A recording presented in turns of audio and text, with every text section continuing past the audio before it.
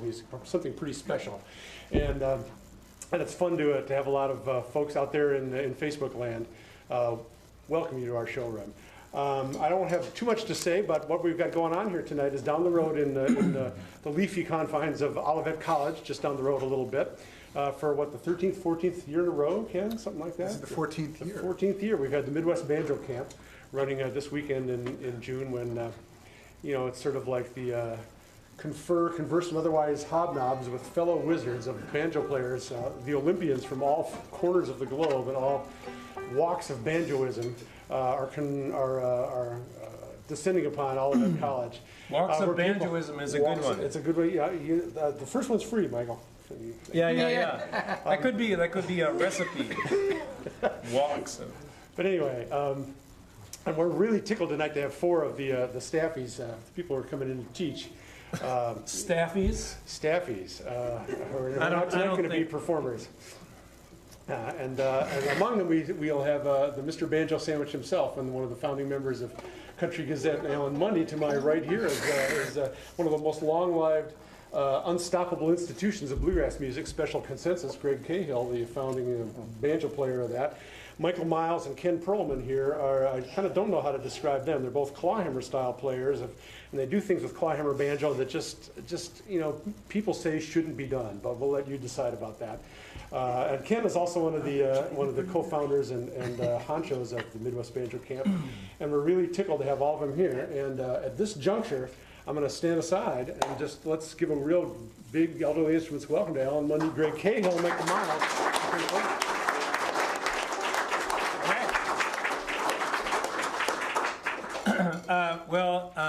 I'm your host for the evening, and as your host, I'm gonna delegate things, and it's a delight for us to be here, and this is a very special event. This is a special place. We'd like to welcome all of our listeners worldwide who are joining us into the Elderly Instruments living room, because Elderly Instruments is one of the grand palaces of acoustic music in America, and we're so happy to be here.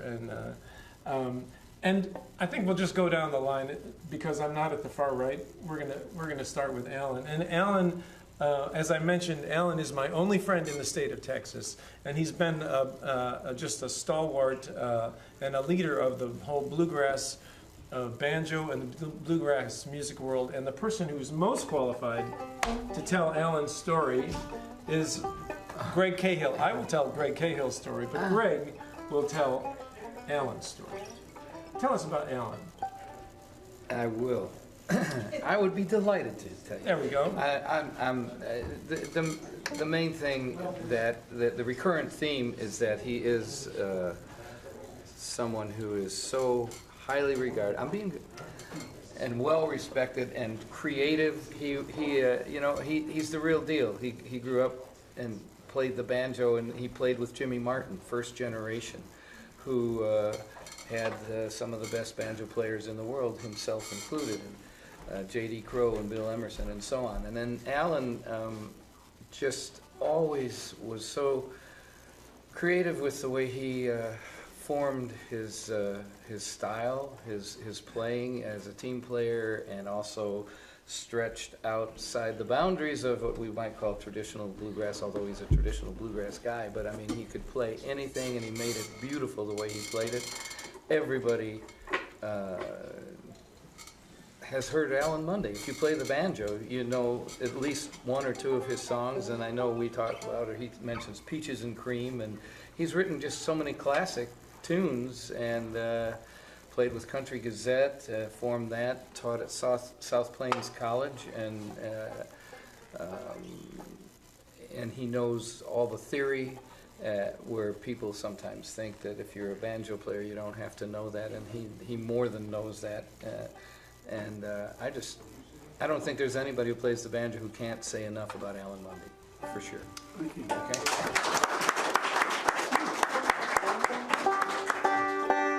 I'm going to play a tune. Although I live in Texas, I'm from Oklahoma originally. So I'm going to play a tune that I've just recorded with a fellow don't know what you call them, when you live in Wimberley, Texas.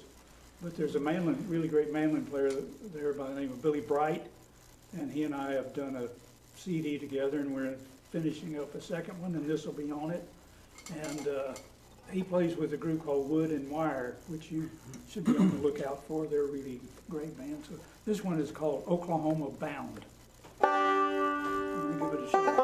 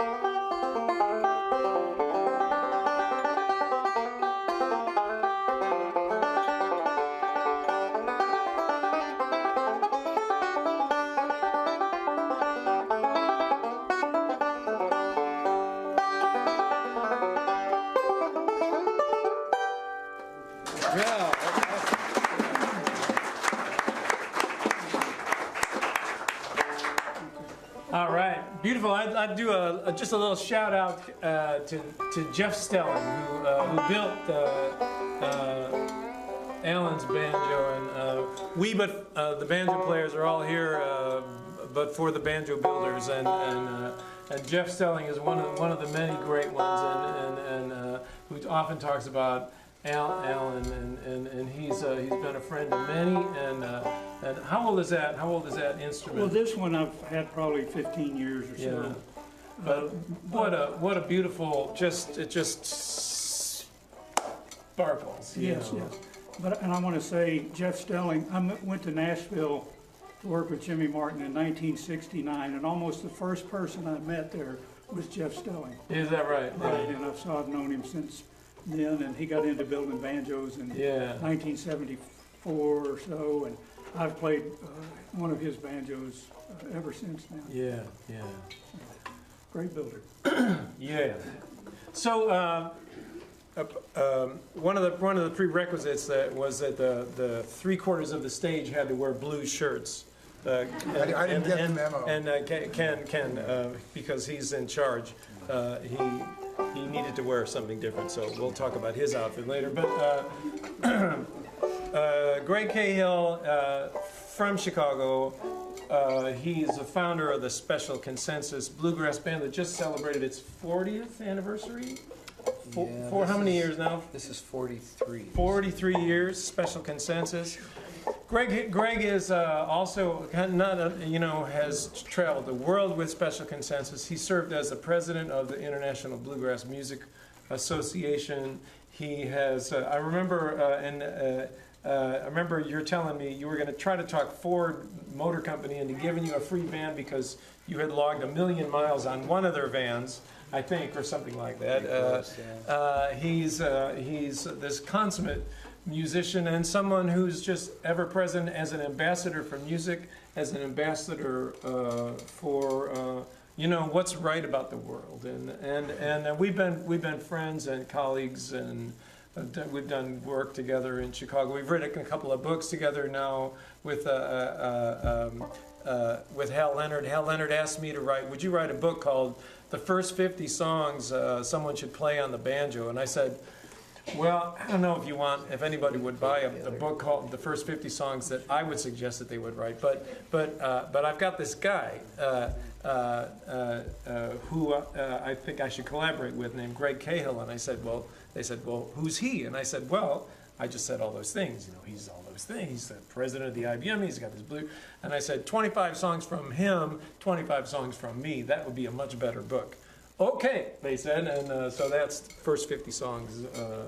And Greg, a beautiful, beautiful banjo player. And what are you going to play for?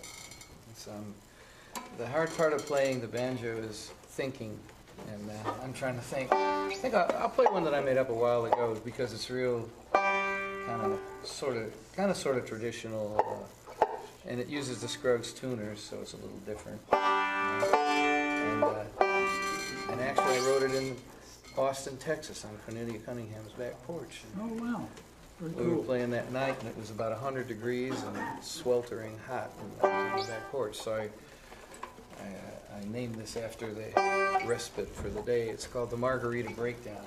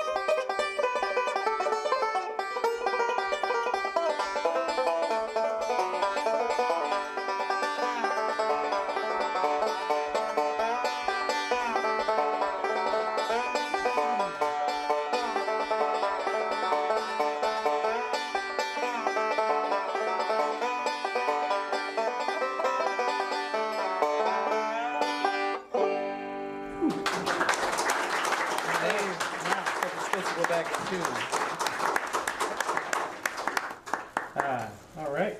Nicely done. Scoot over a little bit. Well, you're across the weekend. There's one of the things that Ken has added to the this Midwest Banjo Camp is a whole minstrel banjo. Don't we get to introduce you? Oh, you can introduce. Yeah. Somebody you can introduce. Do you want to introduce me? Sure, I'd Yeah, love okay. to. Well, go ahead. Okay, well, this is Michael Miles, and first met Michael in the 80s when he was kind of heading up the old-time banjo program at the Old Town School in Chicago, and later he got to kind of run that school, or was a major officer there at the Old Town School in Chicago, and he embarked, as he was kind of winding down from that job, he embarked on a years-long project to learn how to play J.S. Bach on the banjo, and in clawhammer style, and succeeded. And then he used those techniques to start composing really actively for banjo, and he's put out a lot of wonderful recordings of his own banjo compositions. They're quite sparkling style, and he's incorporated a lot of world music into his style, and he writes plays, musical plays, incorporating all kinds of elements in world music and American music, and he's quite a accomplished and charismatic performer. So Anyway, welcome to the stage, Michael Miles.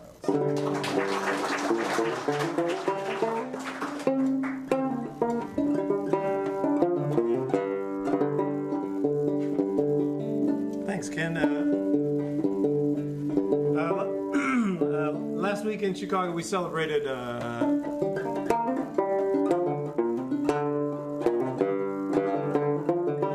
Bob Dylan's 77th birthday. I baked him a cake.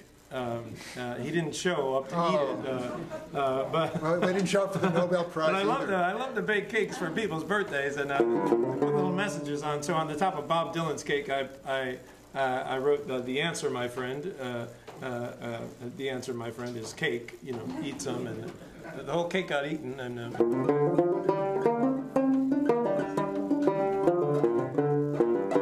anyway, so here's a Bob Dylan song. Played on this, and this banjo is a replica of a banjo from 1855.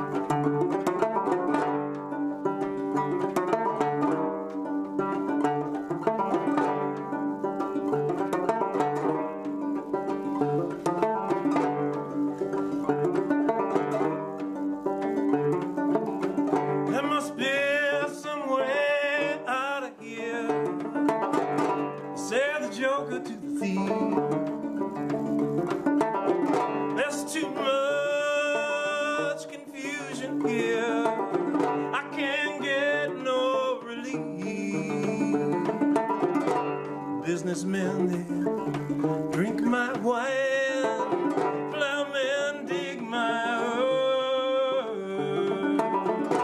None of them along the line, none of it's of any worth.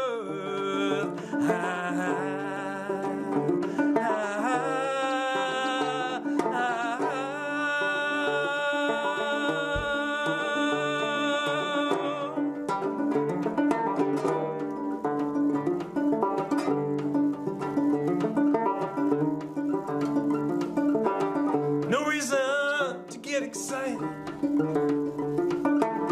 the thief he find is spool. There are many here among us now who feel that life is but a joke. You and I, we've been through that. This is not our fate.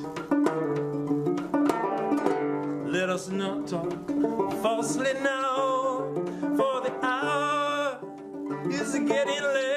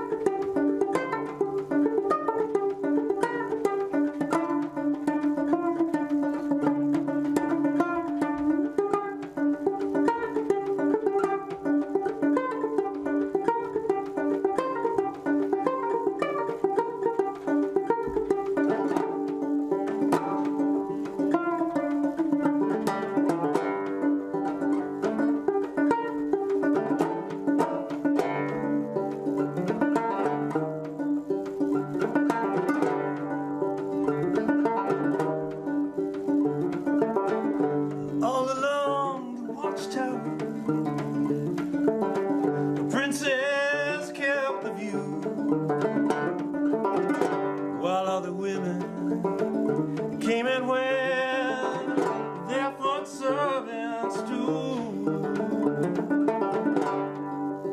outside in the distance, a wildcat did grow. Two riders were approaching them, and the wind began to howl, and the wind began to howl, and the wind began to howl, howl.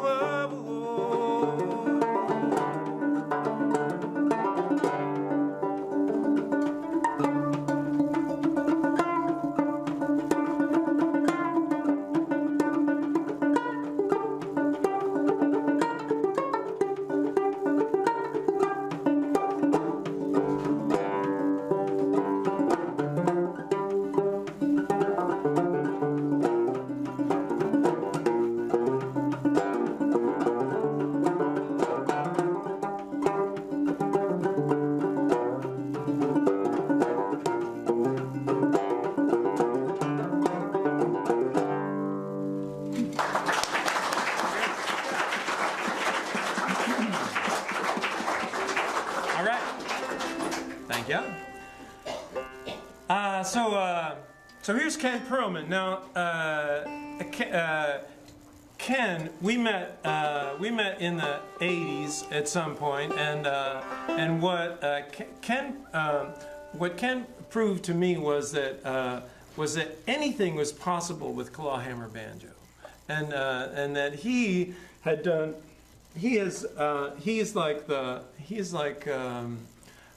Has gone and taken the banjo into territories that no one has done. He is Alan Lomax of Prince Edward Island, for example. He's gone there and recorded all kinds of fiddlers who have now passed away, documented their works, and has there's a Mel Bay book that's published with all these fiddle tunes that he collected, that he documented, that he recorded and transcribed, and without his work, those melodies would have been lost.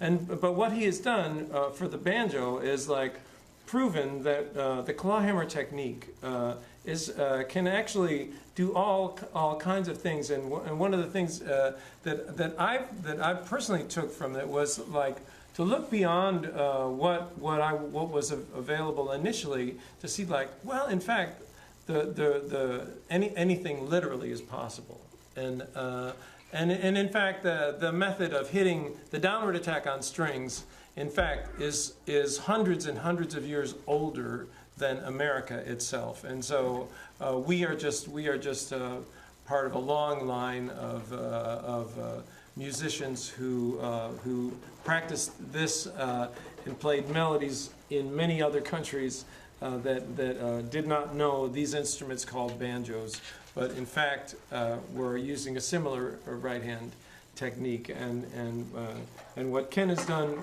with the banjo, and I've had the luxury of reviewing a few of his works, and I said, you know, there's just basically no one on planet Earth who could do the things that he has done on the banjo other than Ken, because he has researched this and refined this this beautiful work, and it makes me so happy to sit right next to him and say, give a warm welcome to Ken Perlman.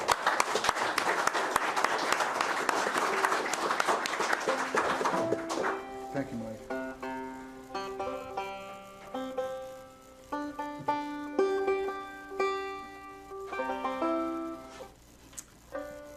Well, a couple of months ago, a banjo-playing friend of mine who was also going to be teaching at the camp, named Steve Arkin, we were sitting together and sharing some tunes, and he said, well, you know, try this one. And it was a tune I had heard before at sessions and always liked every time it went by, but could never find the time to go out and learn it. So it's called the L&N Rag.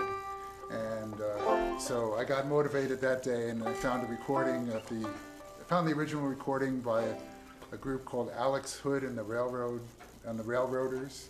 It's from 1930, and the L&N was a railroad that I think was at Louisville and Nashville. Is that the L&N, you guys from that part of the world? No?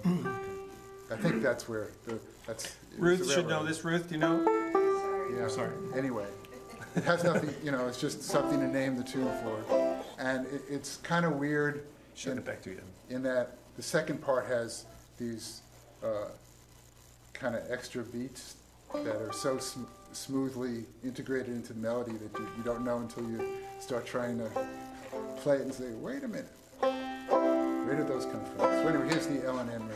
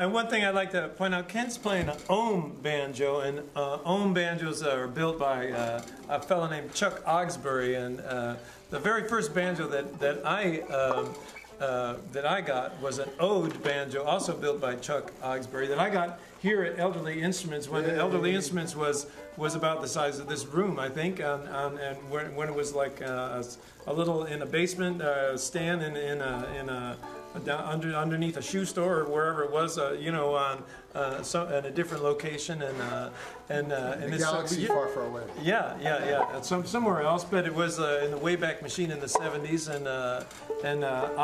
it's like these guys who make these instruments make it possible for us to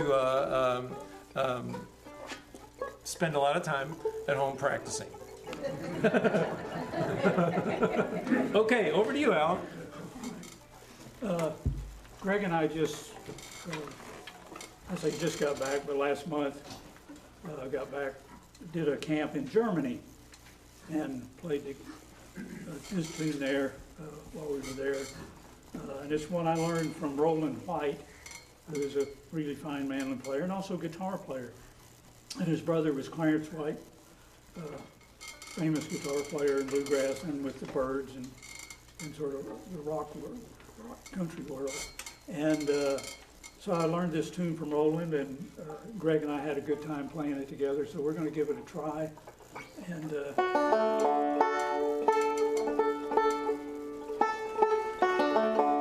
if we can match the tones.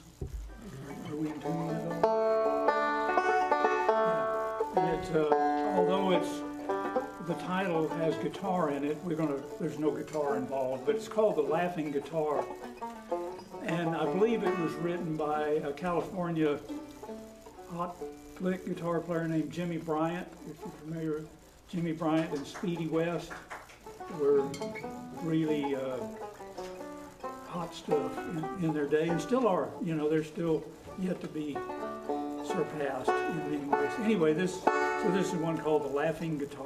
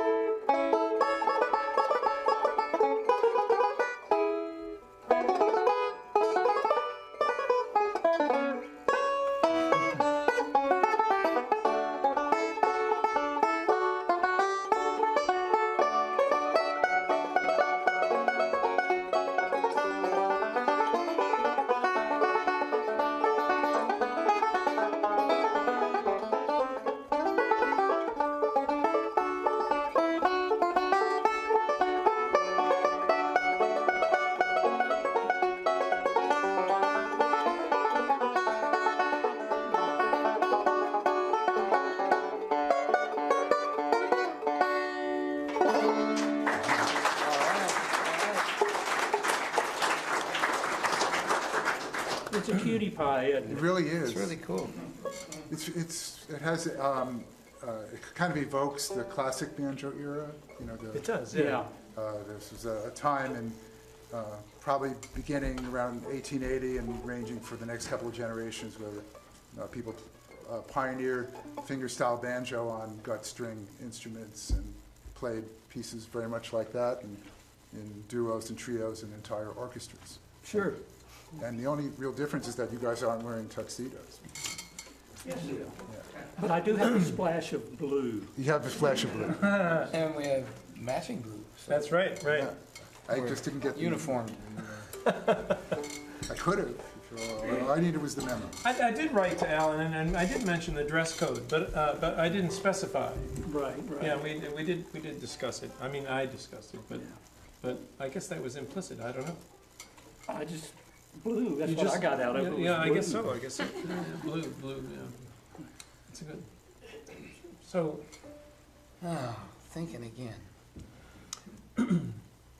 What if I bet we could all play Squirrel Hunters together or something like that, you think? Or do you guys play that? Or you play it? I don't know. Well, but you guys go ahead. It's okay. Well, let's try.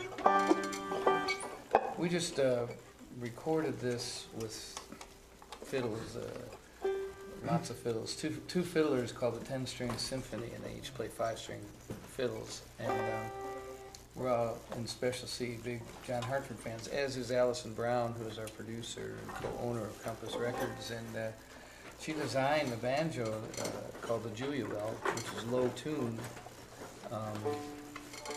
In his honor, using sketches that he made that Deering moved into inlays. On the band. I don't have that banjo with me, but anyway.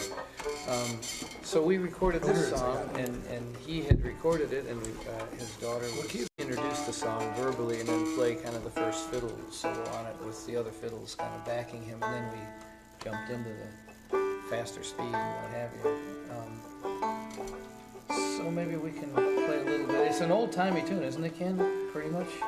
Yeah, John Hartford found it in a book of Pennsylvania tunes. Is that in Pennsylvania? And then he improved on it, Yeah. as a good fiddler will do. Yeah, it's pretty, and a lot of the songs and tunes came over, from other countries, and they would always have these really pretty names for the songs, like St. Anne's Reel and Angela and the Baker. So this is the American version of a really pretty name called Squirrel Hunters. So let's see.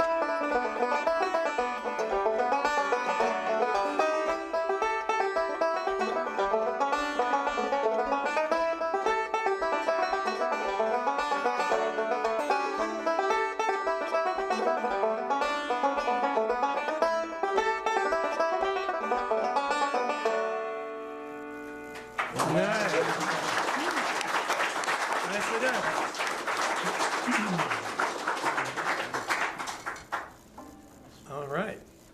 That sounded great. I like that.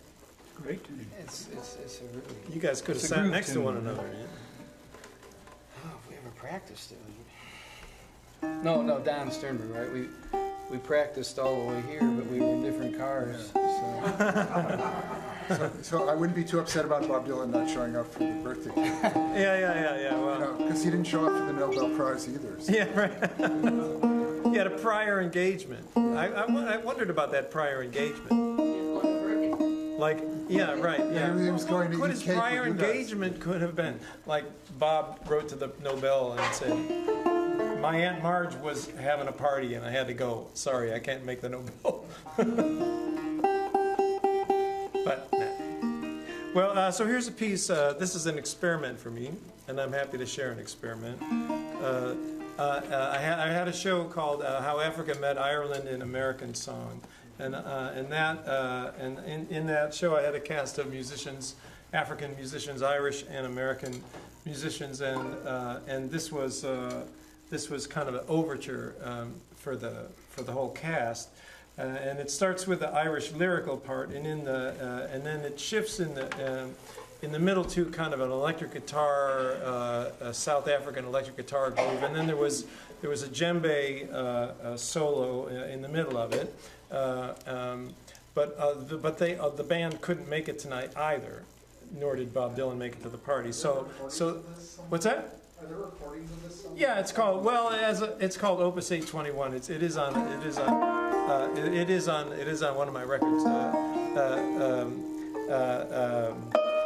But here is the solo version. So you have to imagine the Irish lyrical part. Then you'll hear the banjo emulate the South African electric guitar groove, and then you'll hear the banjo emulate the djembe solo, and then the Irish lyrical part returns.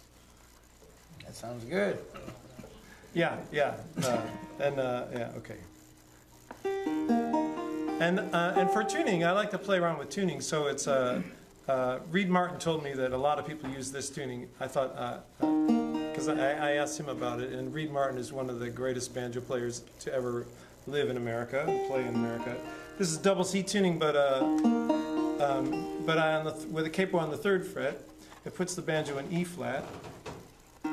And then and I leave the 5th string alone, so it's G. So it puts the 3rd of the chord on the 5th string. So you get this different altogether color. Hold on.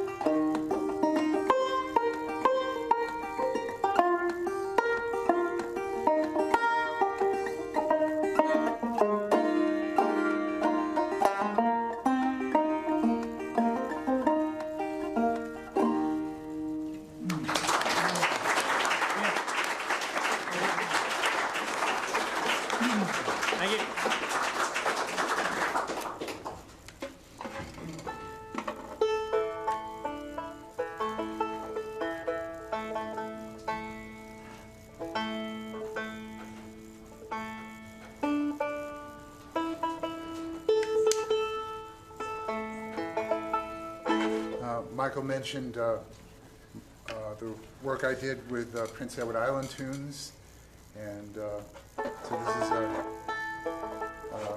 is in the eastern part of Prince Edward Island, or PEI. The players are very closely tied with Scottish culture, and they kind of borrowed the custom of putting tunes together into sets, different kinds of tunes melded together into a musical tapestry. So I'll just do one of the sets. I just put on a new recording called Trails and Frolics, and just had a little review of it this afternoon that I got in email, and the viewer liked this particular set, so I brought it to mind. What did he say? What did he say? He said he kept listening to the first tune over and over. Well, there you go. There you go. That's the best compliment. Play it again. Send. Play it again, Ken. Yes. So anyway, it starts out with a march called the Marchioness of Tully Barden. And the Can you spell that? Yeah, the Marchioness is the wife of the Marquis, order of nobility. And Tully Barden is, I think, over near Perth. And then the next tune is it's from Northern Ireland, called Dinky's Reel. It's kind of a piping tune. And the last tune is from Prince Edward Island originally, and it's called Little Donald in the Pigpen. You could insert. You could change the name. You could be Little Greg in the Pigpen or Little Alan in the Pigpen. Well, these days Donald is good. Little Donald in the Pigpen. Ah, Now I get it. the audience applauds loudly, loudly, loudly. Thank you. Blue, Right.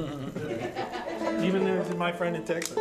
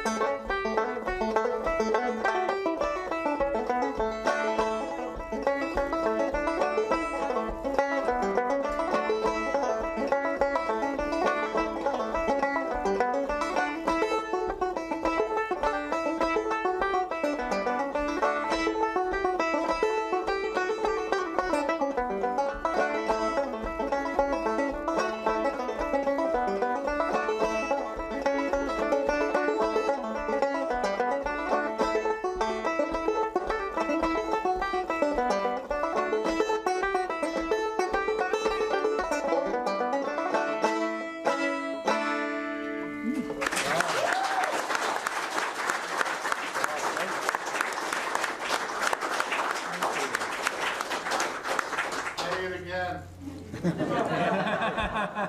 Okay. Nice. Kind of gives the term encore a whole different meaning. There's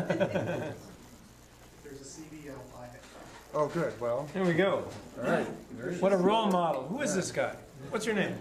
Mike, Mike. What a perfect name. Mike. Well, everybody should do what Mike says. You know? We all have CDs, yes, and they're all for sale. Are they in the store? Of course they're in the store. This store. Yes, of course they're in this store.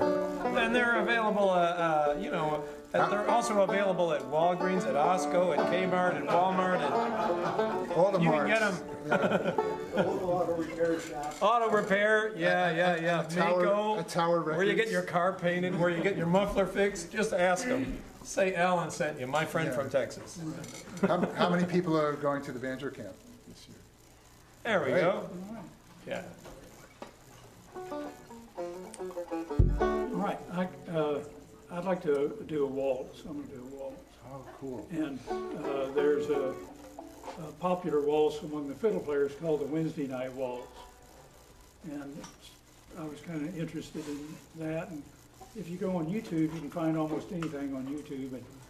And you go there and you have, I don't know how many fiddle players playing this, and they all play it different. You know, there's no like the melody to Wednesday night waltz. You know, it's just this kind of set changes, and then they play kind of their own little variations on it.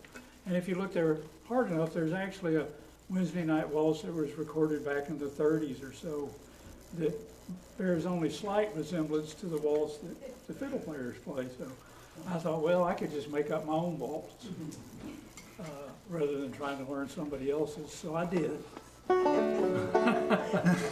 go. And I'll give you one guess as to what I call this tune. Thursday night. Bob. It's called the Monday Night Waltz. Ah, there you go. We should have known. Should have known, should have known.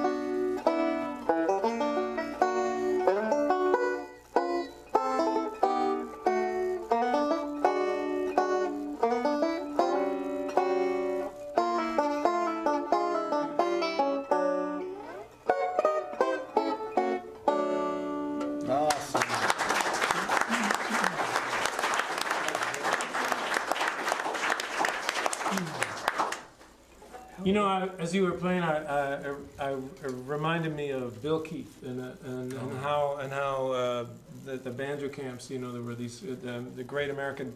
Bill Keith was one of the greatest American banjo players, and he was so steeped in jazz theory. And I wonder if you might talk about what was happening in that piece, and talk a little bit about Bill Keith too.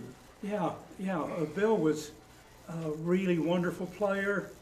You know, in the history of bluegrass and banjo, he's a real seminal sort of, point at which the music sort of shifted because of his playing. He is from the Boston area and sort of came up with this idea, not that it was never around before, but he sort of put it all together, this idea of playing scales. You know, across strings, where no two notes in a row are on the same string. And it allowed you, if you can create scales like that, then a lot of the fiddle tunes are just those scales jumbled around. So he sort of developed that and showed us how to do it, and was sort of sanctioned by Bill Monroe. He was in Bill Monroe's band, and Monroe took advantage of him real quickly and recorded. In more ways than one. Yeah. A lot of people took advantage of him, which is yet another part of his story. But he recorded Devil's Dream, which was sort of organically the first tune that he developed that sense of. And so on. And it allowed the banjo players to play those kinds of tunes where in a bluegrass setting, where they hadn't been able to do that before. And as a result of that, it sort of gave a new spark to Monroe's music. It also brought in sort of the urban group of musicians that, prior to Bill Keith, all Bill Monroe's bands were Southern musicians. And Bill was the first, I think, sort of outside that mindset. And soon after that, it was Pete Rowan came into Bill's band, Richard Green came into the band, and then it sort of opened the door for lots of different kinds of things to happen in bluegrass, in part because Bill sort of was there and did what he did. And he had been early on a tenor banjo player. So his early sensibilities were sort of chordal harmonies, and he adapted that for the 5-string. Not that it doesn't exist without him, but he sort of showed everybody what it could sound like and what tunes could now be thought of as working on a 5-string banjo in sort of a bluegrass style.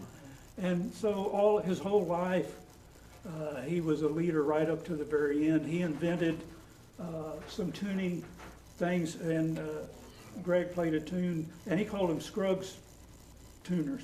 Well, in fact, Scruggs invented this one certain way of doing it, and Bill manufactured a peg that did it all internally. And it was called the Dan Bump was the other guy. And Bill Keith developed those. So he did that. He was an engineer of sorts. He rebuilt cars. Yeah. He did Renaissance man. Yeah, very much so. And was a real swell guy. He loved going to camps. Ken had at many camps. Yeah. And he would be set up in his room, and all the classes would have been let out. And there's Bill in there still scribbling on that whiteboard, and you can do this, then you can do this, and everybody's looking out as people are passing in the hall. Bill going, then you can do this, and listen to this, and playing all this stuff. He was just an incredible enthusiast for the music, and would sit and share with one person sitting out in the lobby, and the lights being turned off, and he's still out there. You go, hold it, just one more thing. It's just, so he was a real force, I think, in a kind of a quiet way. He didn't have a band and he didn't tour a great deal, but he was always there and always a presence for the music, and Tony Trischka and Bela Fleck and all the players that we watch and admire today all sort of drew inspiration from Bill and all that he did. So I like to think it's there, but for the likes of him go the rest of us, you know. I mean, he was just one of these great American musicians. yeah, and the tobacco industry would have failed miserably without him. You know, Yeah. and the coffee And the red wine industry. wine industry, they all would have tanked years ago. So anyway, that's Bill. Well, thanks And for miss that. him. Yeah. He was actually so industrious that one time when I was getting, I wanted the luthier that I gave the banjo to change the action a little, and he said, well, you know, you'd have to cut the heel of the banjo to give you the different angle. And he said, I don't know. I said, I don't know if you want to do that. He said, oh, I'll check it out. I'll get back to you. So he called Bill, and he said, what would you do to do this, you know, to make it, you know, to just change the action and so on? And he said, well, you go and you get that box Marlboros, but get the green box. Don't get the red one. Get the green box and tear the little top off right in the middle of it and put that in there. And I mean, so the guy did it, and he said, here, this is a temporary thing, you know, and we'll see how you like it, and then we'll cut the heel. And I must have had that in there 5-6 years before I sold that banjo with that piece in there. Yeah, it Did was you so smoke good. the cigarettes too? Did he what? Did you smoke the cigarettes also? Back then, I believe I did. No more though. Play us a tune. Oh man, I always feel better just kind of playing with everything. Is there anything we could all do? Or oh, Ken, we could do that Traveler again. Yeah. You know what I thought would be interesting? We could do like start with Gary Owen and then go into a reel. Yeah. I have to just give me a minute because I used to play Gary Owen in D. I think you play it in G. But we don't have to do that. Well, just talk amongst yourself. We're just gonna practice. I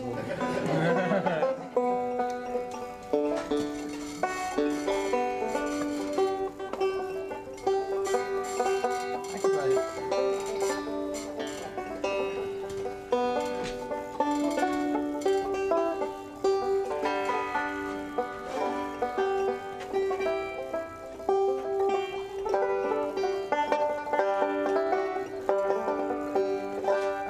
Yeah, I'll give it a try. Yeah. So if we did that, and then what go into?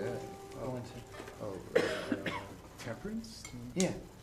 Ken and I oftentimes sit in the corner just playing tunes just to hear the difference in the styles, you know, and how the tunes come out. And it's just really fun, really interesting. Ever since I said that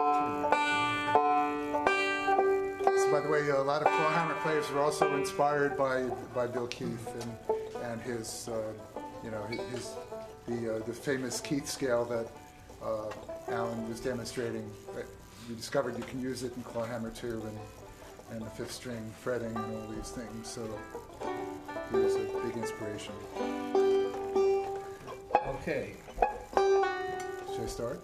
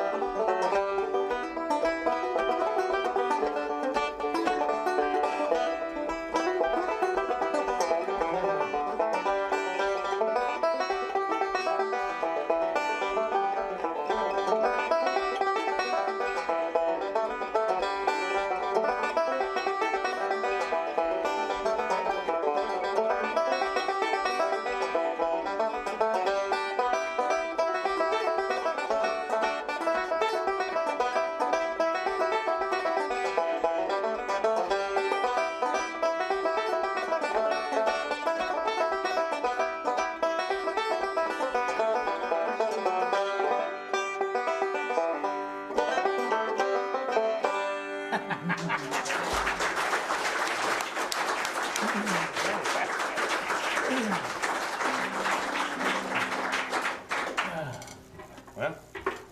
you guys sound good. I get to be right in between you. That's like a banjo sandwich, Yeah. Yeah, I'm the bologna or something. which was one of Alan's great instrumental recordings. No, just recording. Alan Munde, banjo sandwich, look him up. Oh, yeah.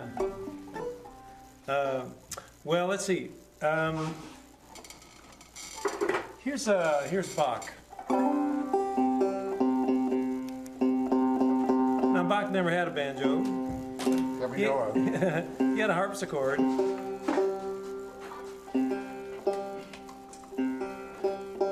He wrote by candlelight.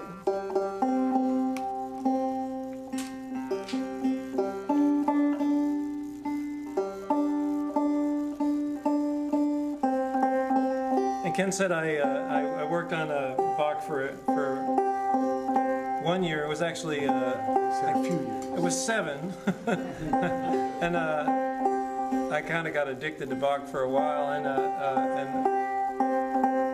and there's no end. There's never an end in sight with Bach, you know. Rostropovich, the great cellist, recorded the Bach cello suites when he was 65, and when he was asked why, because there's 6 cello suites, and when asked why he waited until he was 65, he simply said, "I've been practicing."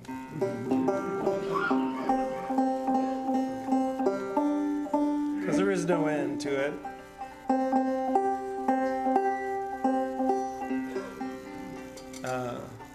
But here's one.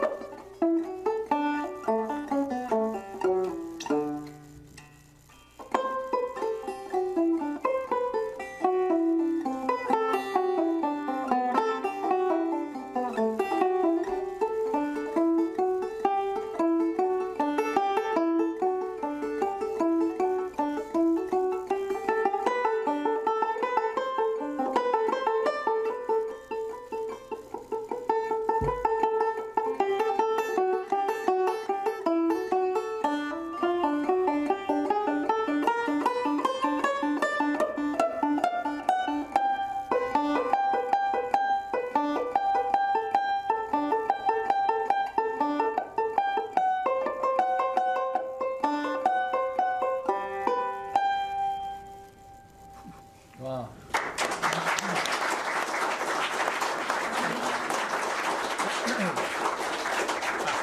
So how about if we ask you, like, how did you do that? Did you get the music? Did you learn it sort of by ear, or did you follow no. harpsichord, or? Well, I transcribed. I took it from the original cello music, and I transcribed it to banjo tablature. Wow. And then I locked myself into a room for a long time, and it was a particularly complicated time in my life, and I remember thinking that outside on the street with the rest of the world, there's immeasurable imperfection, you know, and there are people who I'm wrangling with who are not being very kind to me, etc., etc. And then I can come into this room and close the door and gaze into the eyes of wonder that is playing Bach. And I consider Bach to be, you know, one of the wonders of the world. And to go in this, you know, perpetual pursuit of his works. There was nothing better, and it was just thrilling to me, and completely addictive, you know, and so I go there, and you know, and it's complicated to maintain it, because you know, in order to be able to play Bach on a regular basis, you need a financial sponsor. You need someone like Mike and all Mike's friends to buy all your books and CDs. You know. There you go. Yeah. I give them as Christmas gifts. Because it literally takes that, because I can only do it from memory, because I can't read, and I've had the chance to play it with I do it in duet form with a bass or with cello as well, but I can only, because I can't read and I have to watch, you know, like Ken does this amazing stuff where I've talked to Ken about, when you know, it's a difference between how we play. Ken visualizes the neck, and so he's looking out. I am completely addicted to looking at the neck, and it fascinates me how he visualizes things. But we all do, you know, everybody does things. We all, you know, in our own little rooms by ourselves, strumming our banjos away, you know, kind of develop how we do what we do, and aren't we the lucky ones to solve those riddles and get to share it with the likes of you?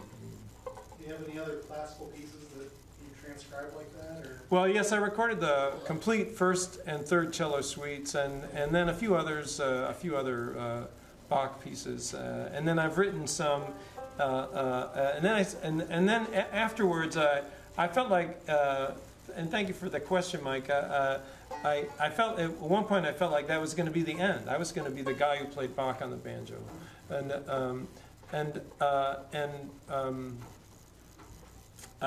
and what happened was, instead of that being the end, what I realized was it was the means, that by spending all that time doing only Bach, in fact it opened the door up for me to become a composer, because having solved all those riddles on the banjo opened the floodgates for me to then start to. Now I understood how this instrument worked. Now with Ken's as an exemplary version of, on clawhammer you can do anything. The clawhammer technique says you can do anything because Ken said so. And with Bach's musicality going in every possible direction, then armed with those two things as a composer, using the banjo as my means, I created a whole world of new works that are for solo banjo, with that Opus 821 piece, and string quartet and orchestra and whatnot. You know, I love that. I'm so used to thinking of banjo associated with bluegrass or country, and to hear that same instrument, I have no words. It's a beautiful piece.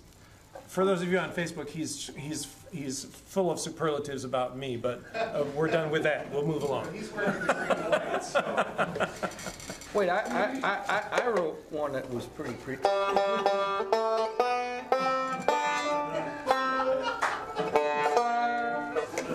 Oh, never mind.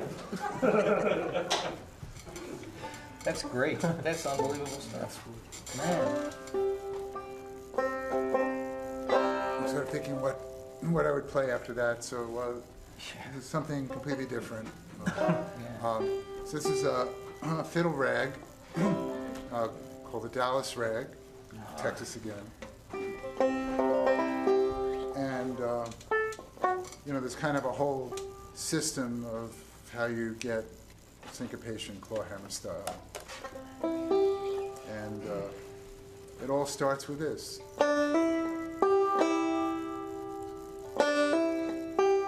And everything kind of develops out of that.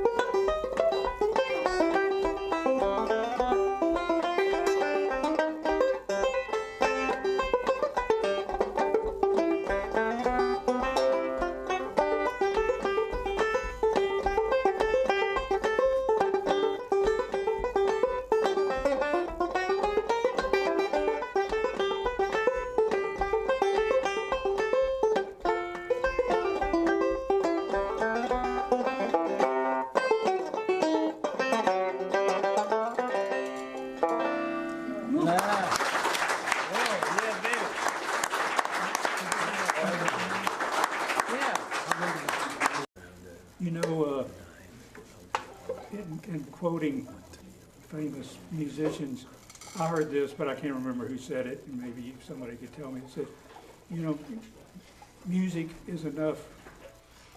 I see, I've forgotten it already. You confused me. All right, let's see. Music is enough. Yeah, it's just enough. I'll think of it. Ain't no mountain high enough, ain't no valley low enough, ain't no river wide enough. It was a long drive up here.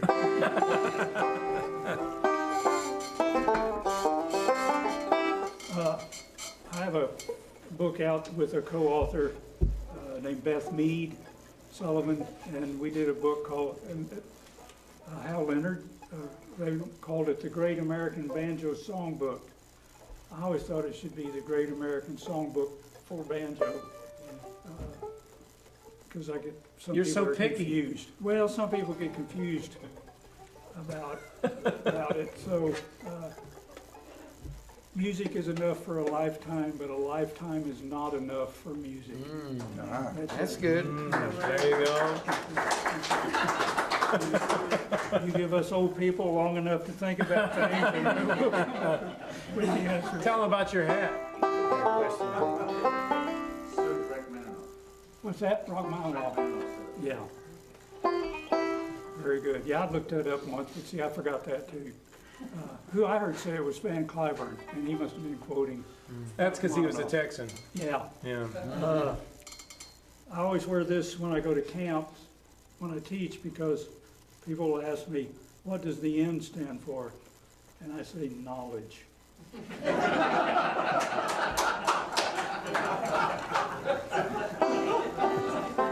That's always a winner. Anyway, this book is a bunch of tunes, popular tunes from the early part of the 1900s. You know, Berlin, and in Bluegrass we have the Monroe Brothers and the Osborne Brothers, and in their music they had the Gershwin Brothers. So I have some Gershwin Brother tunes in there, and so Greg and I have done this before, and I hope we can do it successfully once again. But there's a tune called All of Me, which you may be familiar with. So this is what I play is my arrangement of it, and what he plays is his arrangement of it. And I think it's in that book. Coincidentally, it's in the same key. It's not by coincidence.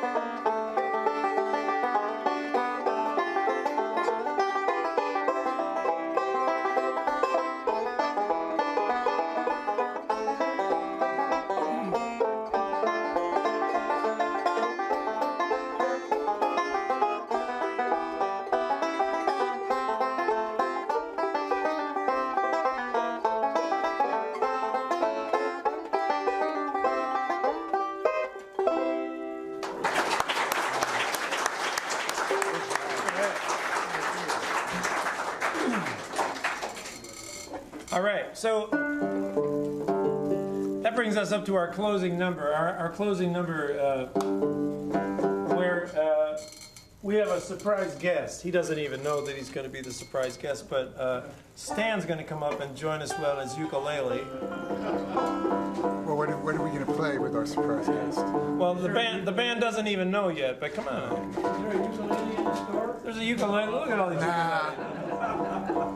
And we're going to play, because it's time for a sing-along, we're going to play This Train's Bound for Glory in the key of G. And one of these ukuleles suit your fancy there? No. I'm sure one would. We'll have to make sure it's you too. We got a tuner in the house. You know, we might as well mention that MidWest Banjo Camp. Oh, yeah. We'll have a commercial plug. Yeah, so MidWest Banjo Camp begins tomorrow at about 2 o'clock in the afternoon, runs till Sunday afternoon, and we have... Non-stop. Non-stop. 24/7. Just That's about. true. And we have, in addition to us four, there are about 20 other teachers, most of which are either bluegrass or old-time players, but we have a 19th century banjo program, tenor, fingerstyle guitar, flat-picking guitar, mandolin, and bass. So, the concerts are like a little folk festival. So, I found one too. yeah. Yeah? All right, so, and then this is mandatory sing-along, or I have Chris, and I'm sorry, I don't know what's your name in the back? Yeah. Sally? Sally, so Chris and Sally will not let you leave unless you sing. We won't, and we have a direct line to Mark Zuckerberg. For those of you on Facebook, if you don't sing, Mark Zuckerberg will know, and he'll let you, all your friends, and all your friends' friends, and their friends know that you didn't sing along yet. You'll pass on your personal information to everybody. Okay, here we go. And it goes like so. Well, this train is bound for glory, this train. This train is bound for glory, this train. This train is bound for glory. Don't care nothing but the righteous and the holy. This train is bound for glory, this train. Try that again. This train is bound for glory, this train. This train is bound for glory, this train. This train is bound for glory. I don't care nothing but the righteous and the holy. This train is bound for glory, this train. Now we're going to go to the advanced sing-along, so I'll sing the first line because you don't know what it'll be, and then you sing the second line by yourselves. Ready? Here it comes. Well, this train don't carry no gamblers. This train, you got it. You got it. This train don't carry no gamblers. This train. And together, this train don't carry no gamblers, no crap shooters, no midnight ramblers. This train don't carry no gamblers. This train. Play it out.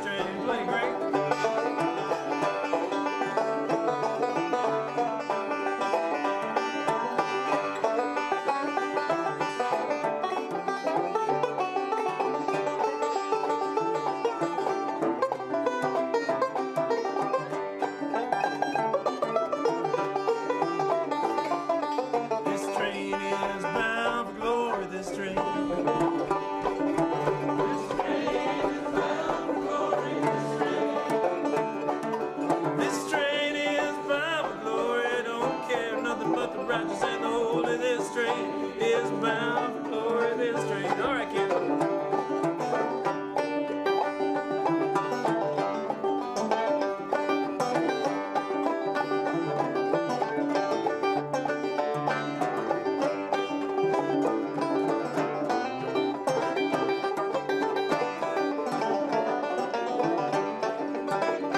And this train don't carry no gamblers, this train.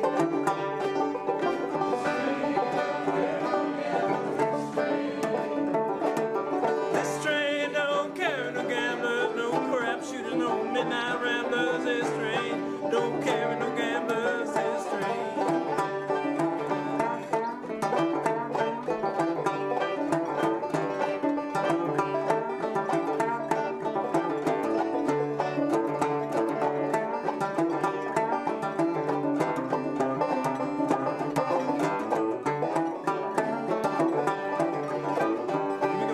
This train is bound for glory. This train. This train is bound for glory. This train.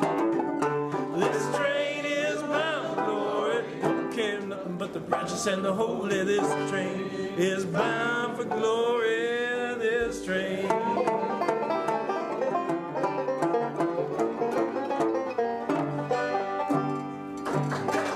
right. Thanks, everybody.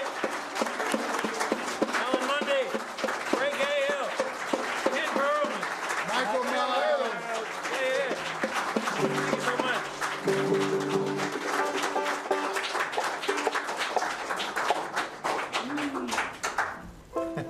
We are Thank y'all for adjourned. coming. Hey.